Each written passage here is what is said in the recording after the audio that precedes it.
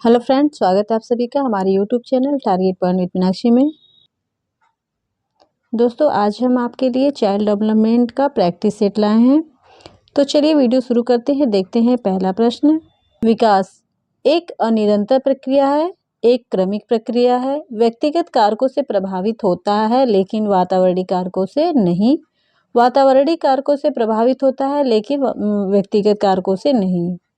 एक अनिरंतर प्रक्रिया है, ये गलत होगा क्योंकि विकास निरंतर चलने वाली प्रक्रिया है और निरंतर प्रक्रिया नहीं है, इसलिए ये तो गलत हो जाएगा। एक क्रमिक प्रक्रिया है, हाँ विकास एक क्रमिक प्रक्रिया, क्योंकि विकास एक के बाद एक यानी क्रमानुसार चलते रहता है। तो ये ऑप्शन आपका सही हो जाएगा। व्यक्तिगत कारकों से प्रभावित होता है लेकिन वातावरणीय कारकों से नहीं। वातावरणीय कारकों से प्रभावित होता है लेकिन व्यक्तिगत कारकों से नहीं। विकास जो है ये आनुवंशिकता और वातावरण दोनों से मिलकर प्रभावित होता है, किसी एक से नहीं। इसलिए इसमें बी ऑप्शन आपका सही हो जाएगा कि विकास एक क्रमिक प्रक्रिया है। अगला प्रश्न देखते हैं। निम्न में से कौन सा विकास को प्रभावित करने वाला वातावरणीय कारक है? वंशाणु, आनुवंशिकता, परिपक्वता या फिर विद्यालय। इसमें आपका सही आंसर हो जाएगा डी, विद्यालय। अगला प्रश्न है। बहुत छोटे बच्चे के लिए निम्न में से कौन सा सामाजिकरण का प्राथमिक और प्रधान घटक है? जनसंचार, सांस्कृतिक प्रचलन, विद्यालय या फिर परिवार। इसका सही आंसर हो जाएगा डी, परिवार। परिवार ही आपका प्राथमिक कारण होता है। अगला प्रश्न देखते हैं।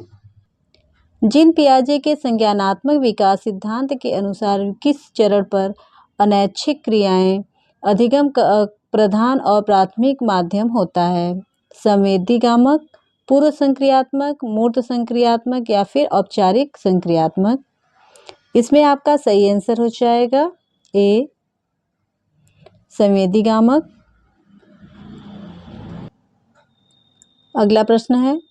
जीन पियाजे के अनुसार नई जानकारी की समझ बनाने के लिए मौजूदा स्कीमा में बदलाव की प्रक्रिया क्या कहलाती है? समायोजन, अनुकूलन, असंतुलनीकरण या फिर संवेदन।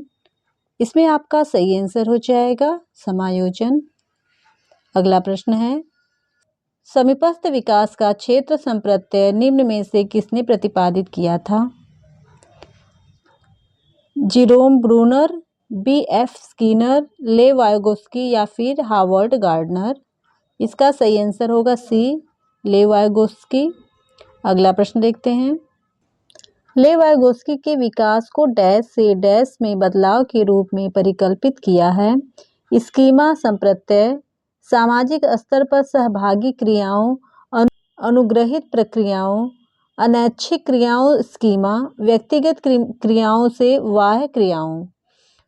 इसमें आपका सही आंसर हो जाएगा बी, सामाजिक स्तर पर सहभागी क्रियाओं, अनुग्रहित क्रियाओं। यानी ले वायगोस्की के विकास को सामाजिक स्तर पर सहभागी क्रियाओं से अनुग्रहित क्रियाओं में बदलाव के रूप में परिकल्पित किया है।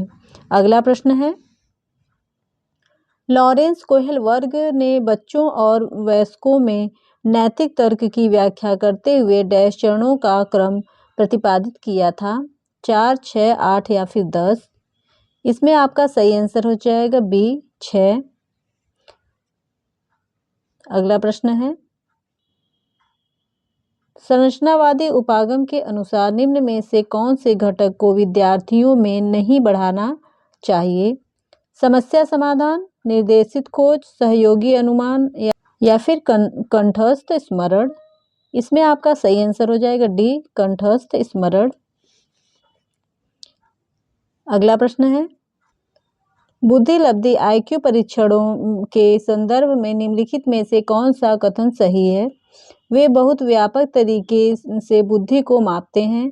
बुद्धि लब्धि परीक्षणों में मापने की एक निश्चित प्रकार की त्रुटि है। बुद्धि लब्धि परीक्षण किसी भी प्रकार के सांस्कृतिक पूर्वाग्रह से मुक्त हैं।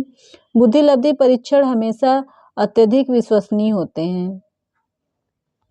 इसमें आपका सही आंसर होगा बी, बुद्धि लब्धि परीक्षणों में मापने की एक निश्चित प्रकार की त्रुटि है। अगला प्रश्न है। सिद्धांतवादी भाषा और विचार के मध्य संबंध की अवधारणात्मक समझ के बारे में मतभेद रखते हैं, जबकि जीन पियाजे का मानना है कि डैश को प्रभावित करता है। लेव वाइगोस्की का सुझाव है कि डैश के निर्देशित करता या करती है। संज्ञान भाषा, भाषा विचार, भाषा संज्ञान विचार भाषा, वातावरण भाषा अनुवांशिकता विचार, विचार अनुवांशिकता भाषा या वातावरण। इसमें आपका सही आंसर होगा ए, संज्ञान भाषा, भाषा विचार। अगला प्रश्न है, पाठ्य पुस्तकों में महिलाओं की तुलना में पुरुषों का अधिक प्रतिनिधित्व होना किसका उदाहरण है?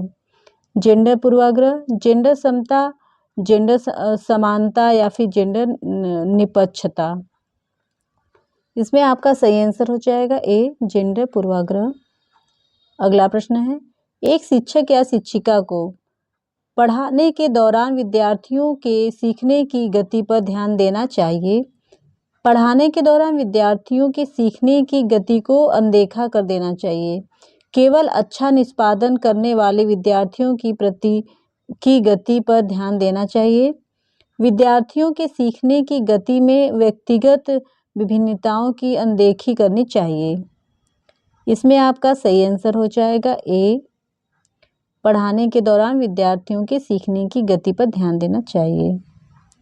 अगला देखते हैं, सीखने के उद्देश्य हेतु आकलन का उपयोग करने के लिए एक शिक्षक को चाहिए कि वह सत्र के अंत में परीक्षा का आयोजन करे, केवल मानकीकृत परीक्षणों का उपयोग करे, चल रही गतिविधि में बच्चे की भागीदारी के आधार पर आकलन करे या फिर सभी के लिए अर्धवार्षिक परीक्षा अनिवार्य करे। इसमें आपका सही आंसर हो जाएगा सी, चल रही गतिविधि में बच्चे की भागीदारी के आधार पर आकलन करें।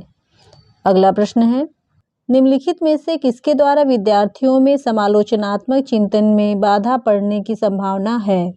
अनुरूपकों के प्रयोग को बढ़ावा देने से, खुले अंत वाले प्रश्न पूछने से, गहन चिंतन के लिए समय प्रदान करने से, रटकर याद करने यानी कंठस्थीकरण को प्रोत्साहित करने से।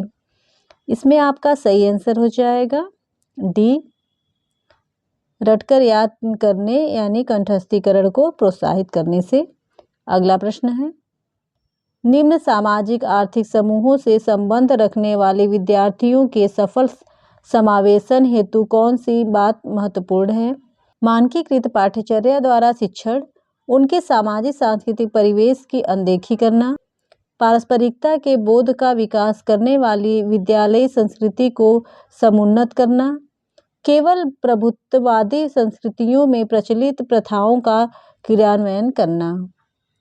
इसमें आपका सही आंसर हो जाएगा सी, पारस्परिकता के बोध का विकास करने वाली विद्यालयी संस्कृति को समुन्नत करना। अगला प्रश्न देखते हैं, गलत शब्द जोड़ना, शब्दों को अनियमित रूप से बदलना और छोड़ देना, वाक्यों में शब्दों के क्रम को इधर उधर कर देना, यह सभी किसके स्पष्ट संकेत हैं? अधिगम अक्षमता, स्वलीनता ऑटिज्म, ध्यानाभाव एवं अति सक्रियता विकार या फिर श्रवण बाधिता।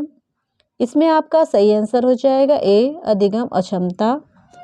अगला प्रश्न देखते हैं, दृष्टिबाधित विद्यार्थियों के समावेशन को सफल बनाने के लिए निम्नलिखित में से कौन सा कारक एक बाधक बन सकता है?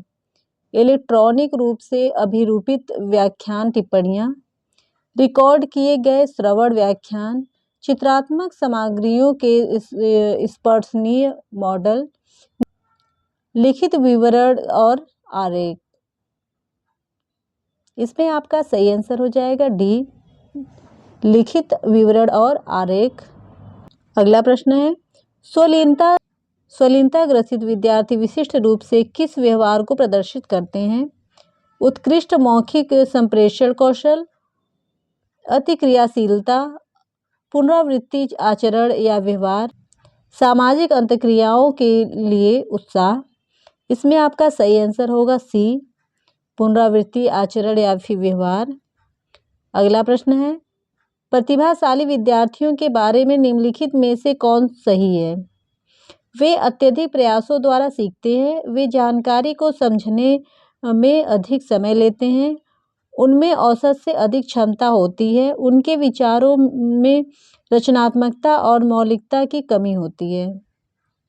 इसका सही आंसर हो जाएगा सी, उनमें औसत से अधिक क्षमता होती है।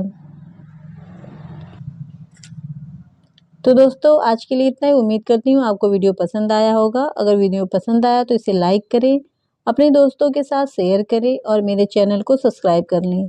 साथ में बेल आइकन को प्रेस कर दीजिए ताकि मेरे वीडियो के नोटिफिकेशन आपको मिलते रहें। मिलते हैं अगले वीडियो में एक महत्वपूर्ण वीडियो के साथ। तब तक के लिए धन्यवाद।